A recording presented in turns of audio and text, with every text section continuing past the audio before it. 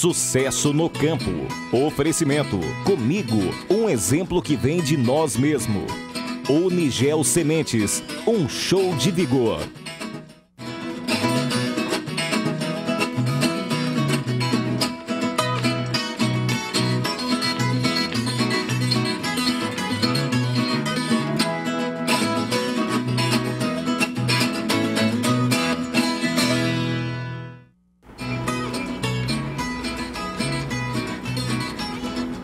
Olá, bom dia. Agora são 9h02. Nós estamos chegando com um Sucesso no Campo especial.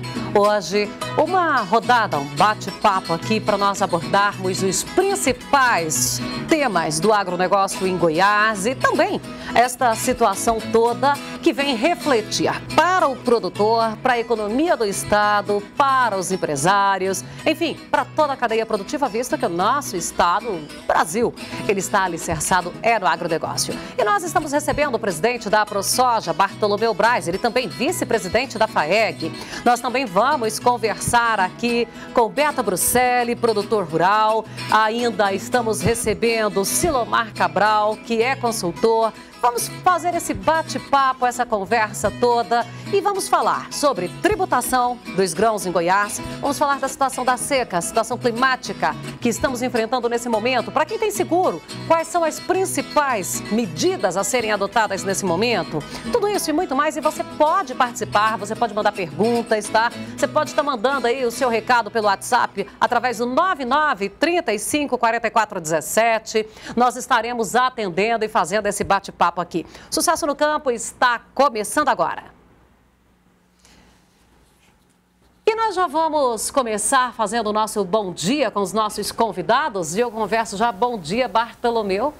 Bom dia, Fabélia. Bom dia a todos. Silomar, Bruselli, é uma satisfação a gente estar aqui hoje no sudoeste goiano, conversando, discutindo, debatendo as principais questões que afetam a produção, que afetam o produtor.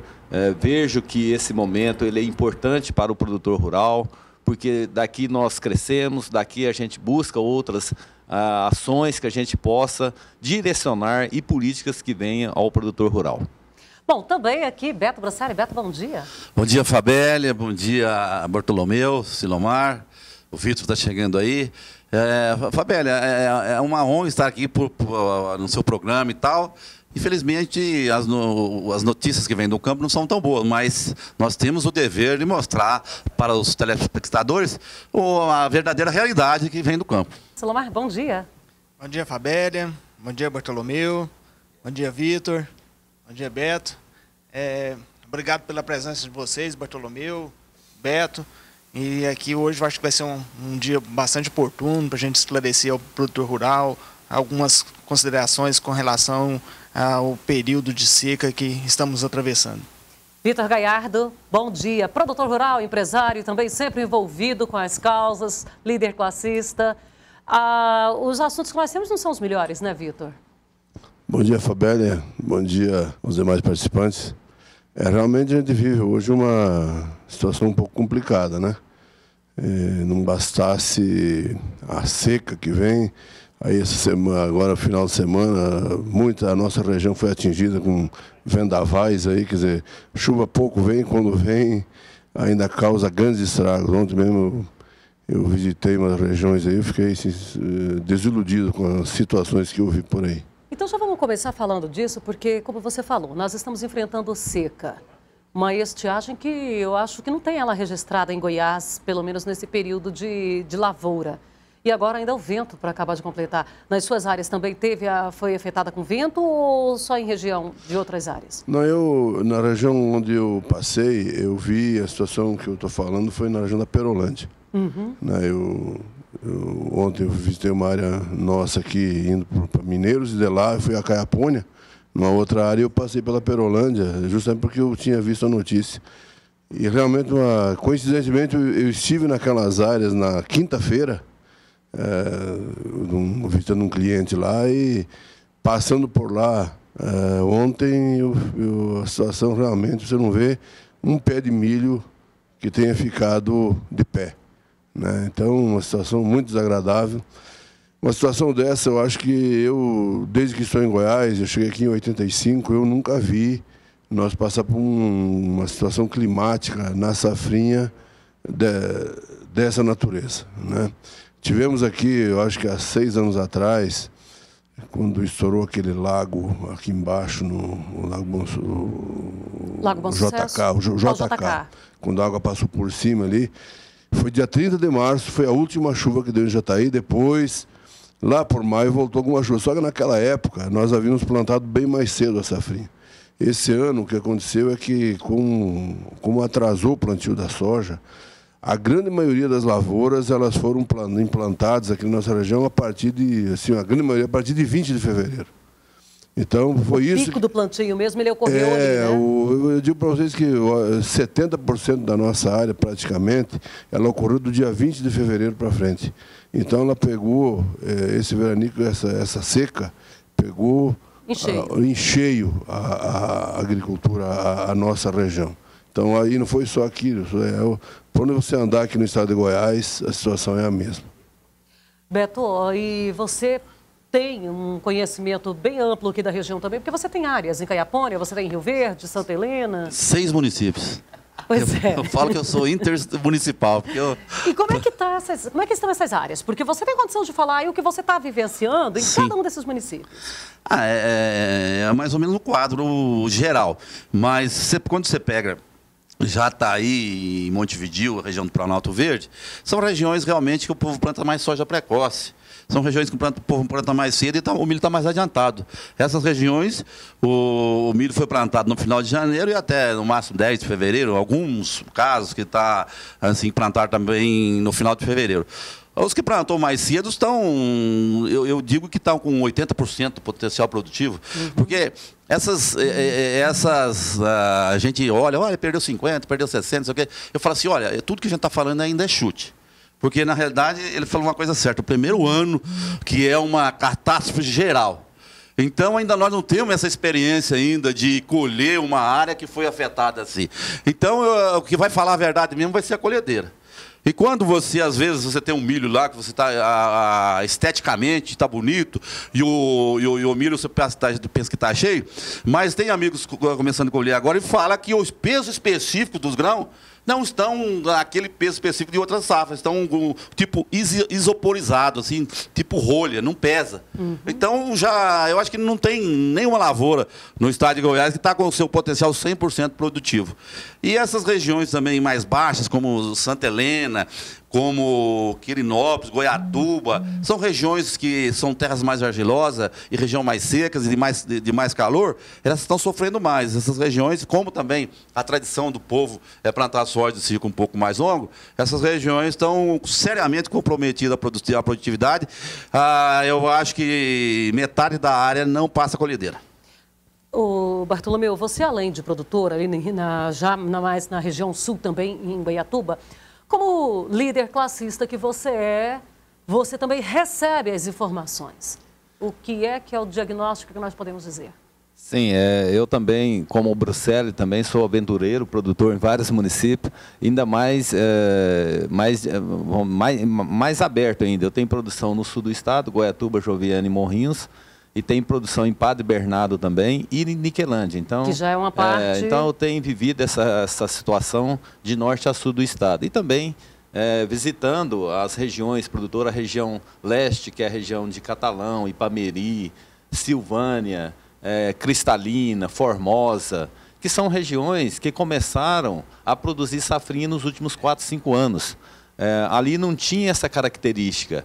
A produção ali era uma safra só, ou soja ou milho, com ciclo mais longo e aproveitava mais o potencial da soja. Hoje não. Hoje o produtor, sendo dinâmico, buscando outras alternativas e também fazendo o custo-benefício dos seus equipamentos. Ele buscou plantar uma soja mais precoce, apesar que aquelas regiões, Bruxelles, ela recebe chuva também mais tarde do que essa região. Ela vai receber a chuva já no finalzinho de outubro e iniciando em novembro. Então o ciclo fica muito apertado. Aí o que acontece? Esses produtores investiram muito. Nós estamos, Fabélia, com safrinha recorde. 12% a mais nas áreas foram plantadas de milho nessa segunda safra, em torno de 1.200.000 hectares. Nós estamos falando com os grandes aqui, Jataí e Rio Verde, são responsáveis por 450.000 hectares. Então, olha bem para você ver a gama que tem fora dessas regiões que estão sendo afetadas, viu, Vitor? Então, essas regiões, nós temos feito levantamento no entorno ali, perto de Goiânia, indo para Leopoldo de Bulhões, Vianópolis, Ipameri, essas regiões foram afetadas em mais de 80%, Bruxelas. Lá tem milho plantado na época de 10 de fevereiro, dentro da nossa janela esperada, e milho que não vai produzir 20 sacos por hectare.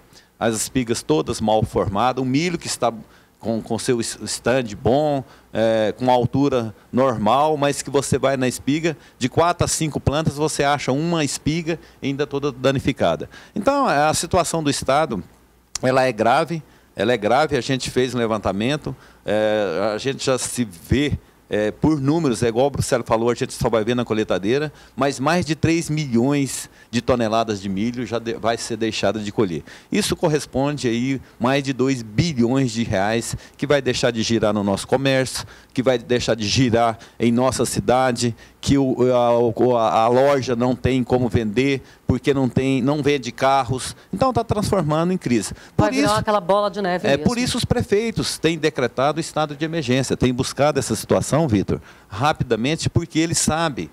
Na visão, a gente sabe que o impacto vai vir daqui 2, 3 meses. Porque nós temos uma cadeia de suínos, de aves, muito importantes, principalmente nessa região. E ela também vai sofrer esse impacto. E esse impacto vai chegar ao consumidor daqui a 2, 3 meses. Porque não tem como produzir também esse frango, esse suíno, o boi, com o mesmo preço que estava produzindo anterior. Então, infelizmente, essa falta que está tendo aqui, ela afeta primeiramente o produtor rural, porque ele que banca, que põe todo o seu patrimônio em garantia a essa situação. Algumas áreas seguradas, mas muito pouca, mas depois as outras cadeias, apesar de também repassarem, pega a sua margem e repassa, tem o seu lucro, mas quem sai perdendo realmente, nesse momento, é o produtor rural, viu, Fabélia? E falando nessa perda aqui, o Silomar, ele acompanhou aí, ele participou daquele tour que foi feito nas lavouras aqui em Jataí, né, Silomar? E essa perda está lá registrada mesmo em loco. Zé Fabélia, a gente participou há cerca de 30 dias, né, numa reunião do IBGE, onde a gente havia uma previsão de perdas aqui no município. Menos que isso, né? Não, é menos de 30 dias, né? Então, a gente participou daquela reunião do IBGE e a gente já estimava lá um prejuízo de 45%. Quando nós fomos a campo, certificamos, Fabélia, realmente os prejuízos naquela data da visita nossa a campo era 45%. Como o Vitor disse, hoje, com esses vendavais que derrubou muito milho, eu acho que os prejuízos seriam bem maiores. Ontem, eu vim de Goiânia, passei em Santa Helena, Fabélia, eu nunca tinha visto uma situação, né, nesses 24 anos que eu estou na profissão, ver uma lavoura de milho morta por falta d'água nessa época do ano. Igual o Vitor falou, é muito triste, né, a situação que o produtor está atravessando. Aqui no nosso município, nós temos diversas situações. Às vezes a pessoa que não para observar a lavoura, igual o Bartolomeu falou, a lavoura aparentemente está muito bonita, mas a hora que entra dentro dela e começa a avaliar a espiga que está ali dentro, o número de plantas que está por metro, os prejuízos são muito grandes. Esse detalhe que vocês estão colocando aqui, até o estande da lavoura, em muitos momentos, ele está uniforme. Aí você olha já de baixo, a gente tem várias situações. Ali a gente teve numa dessas visitas no tour, aquilo que... As folhas do bacheiro, né? As folhas do bacheiro já estão secas. Você olha ali e é um bacheiro significativo, diga-se de passagem. Aquela volta no colmo do milho, aquele pescoço de ganso, também está formado. Agora a gente já está observando que tem algumas áreas que estão sendo... ontem eu vi isso aqui próximo da cidade, a área que está sendo gradeada. A razão já a gente não sabe. E ainda tinha uma área que parece que os catetos entraram, acabaram de contribuir, e outra, acho que foi o gado que invadiu porque estava cortado assim numa altura mediana. Então ali o produtor ainda teve mais 2 fatores para contribuir para esse prejuízo ser mais acentuado. Pois é, Fabélia, assim, o que preocupa muito é o seguinte, por que o produtor tem apostado na safrinha? É porque a melhor rentabilidade do produtor está no milho safrinha. A soja já é carregada de um custo de produção muito alto. arrendamento, principalmente, que já é um custo muito alto para quem tem áreas arrendadas, né?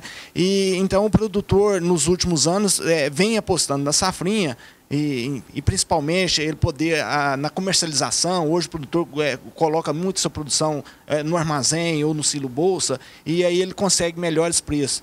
Então, por isso que o produtor na nossa região, nessa última safra, avançou bastante o plantio. E, infelizmente, o clima não colaborou. Nós vamos para o intervalo. Vitor, complementar aqui. Não, só queria, só para complementar uma coisa que o Silomar colocou, mas a gente vai se entusiasmando com a questão da safrinha. Com a possibilidade. Eu acho que, dessa vez, eu acredito que nós temos que aprender a lição.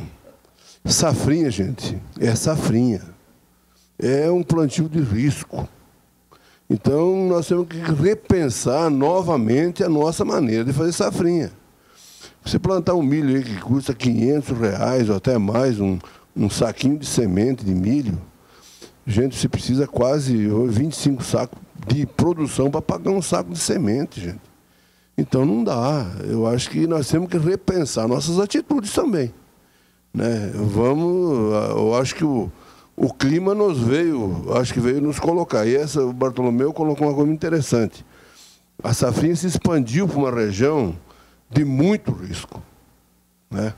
Antigamente, aqui em Jataí, quando a safrinha começou em Jataí, eu lembro muito bem que multinacionais não recomendavam a semente deles para plantar, porque tinham medo de queimar o produto deles, a variedade deles. Não deixavam plantar, porque era de risco. Quer dizer, isso foi tomando corpo, e hoje acho que nós estamos exagerando muito. Bem lembrado aqui, depois a gente volta a falar sobre isso aqui. Vamos para o intervalo e voltamos já já.